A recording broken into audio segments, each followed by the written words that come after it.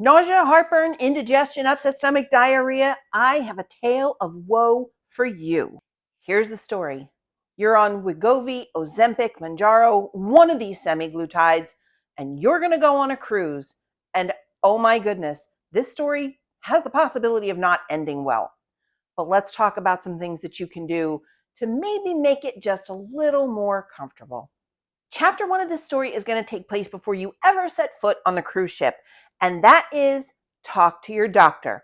I'm not a medical professional. Chances are you're not a medical professional, but there is somebody that can help you make arrangements for you to be on this medication and on a cruise at the same time, harmoniously, simultaneously. Ask your doctor, is this a good time to skip the medication? Chances are they're going to say no, but you're going to check with them anyway. The other thing I want you to do is purchase yourself a little Frio pouch, a Frio wallet. I will link in the description. This company is awesome, and it's a way for you to keep medications that you have to refrigerate cold even when you don't have a refrigerator, and your stateroom cabin may not. The other thing you're going to talk to your doctor about is a change in dose. Now, if you're on this medication, there's a really good chance you may be bumping up a level before you go on your cruise, or maybe even mid-cruise. Is that a good plan? It may not be. Talk to your doctor, see what your options are, and just stay the course. One more thing you're going to talk to your doctor about: over-the-counter medications.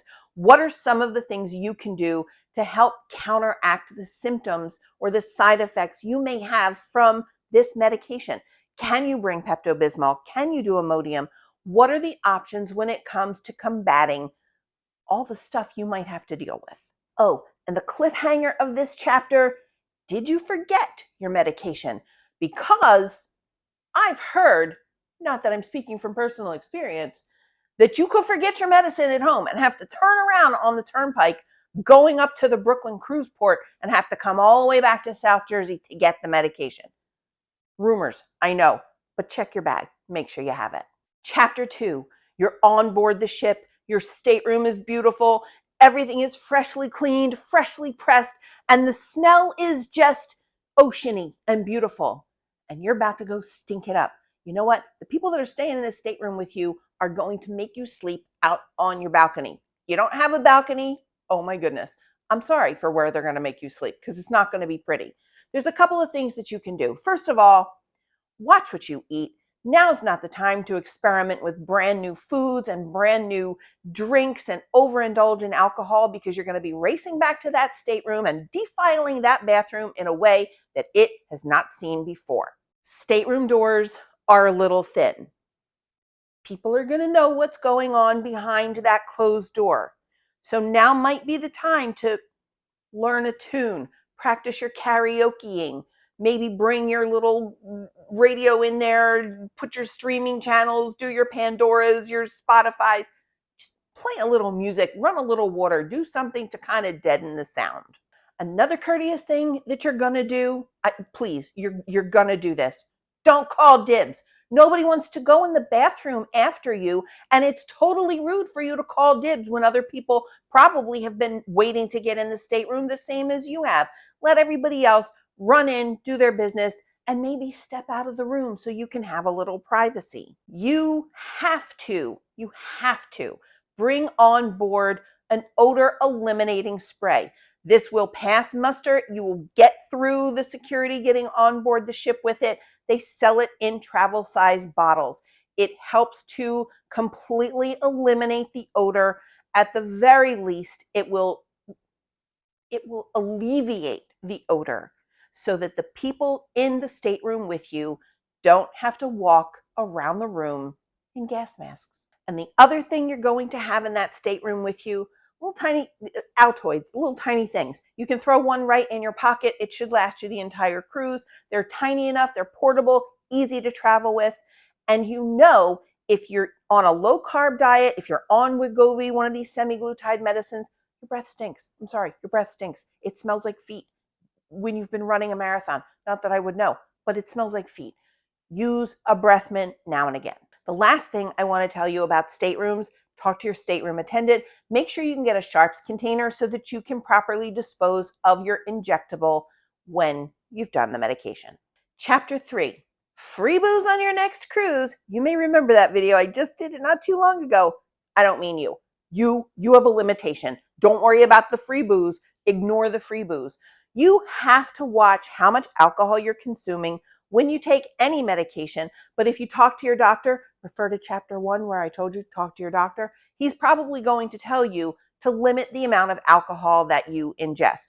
I don't care that you bought the drinks package. That was foolish. You shouldn't have bought the drinks package. You should just buy one drink, call it a day, and not have to worry about the consequences. And kids, in case you didn't know this, alcohol is sugar. Look it up. It's in a nutritional book somewhere. I didn't just make that up. I read it somewhere, probably the internet, where everything is true. Chapter 4. I try to tell you not to overpack. But if you're on a semaglutide, I'm going to tell you to overpack a few things. And do not get off of that ship unless you have a change of clothes with you, a change of underwear and a change of shorts. Or if you're wearing a dress, a change of dress. Accidents happen. You're on Wegovy, you know accidents happen. Make sure you're prepared. Make sure you're not embarrassing your kids walking around with a really unfortunate stain on the back of your behind. Take a change of clothing. And while we're talking about getting off the ship, let's just talk a little bit about excursions.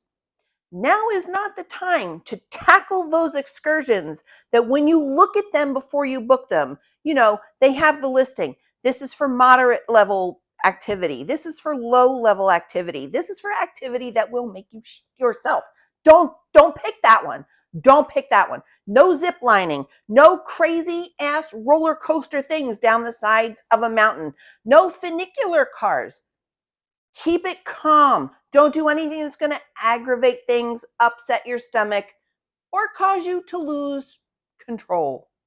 Oh, and don't forget, take a look at the excursions and see what the cancellation window is. If there's a chance you may have to cancel, make sure you cancel them within that cancellation window so that you get a refund on the money that you've paid. Thank you for subscribing to our channel. If you haven't yet, go ahead and hit the subscribe button. And if you want to hear what we've got to say, as soon as we say it, don't forget to boop the bell. Oh, and if you're getting ready to take a trip somewhere, book a cruise, don't forget wavesandwandering.com. We can help you get there. And the amazing final chapter, this one's easy. Don't ship your pants. That's right, don't ship your pants. Take the precautions. Listen to your doctor.